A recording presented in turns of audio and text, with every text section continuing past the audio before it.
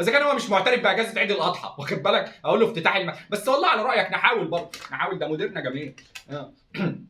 يا مدير، ازيك يا مدير؟ اخبارك ايه؟ اخبارك ايه؟ انت ايه رايك يا مدير ان شاء الله لما نرجع من الاجازه على الحد كده اعمل لك التقارير بقى اللي انت كنت طالب ان اجازه ايه؟ ما الاجازه السبت ان شاء الله.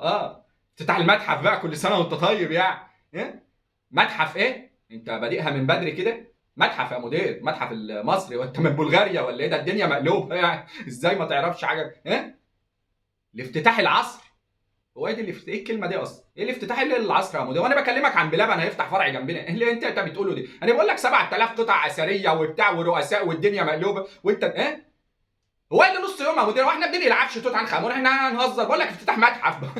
انت بتقول لي اي كلام، على انت بتتفهم الحوار، ودي غلط علشانك على فكره.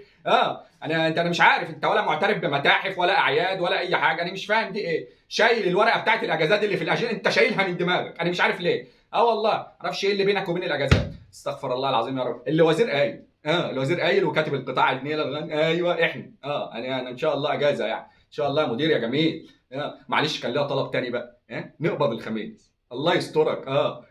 ان شاء الله قبل الافتتاح. انا احب اروح الافتتاح وانا معايا فلوس كده. الله يسعدك. كان عليها نقطه رمسيس الثاني عايزين نسدها السبت بقى ونخلص، واخد بالك؟ الله يكرمك يا مدير. لا بهزر طبعا. لا الله يكرمك يا مدير. ماشي يا مدير، انا جميل. ماشي ماشي يا مدير.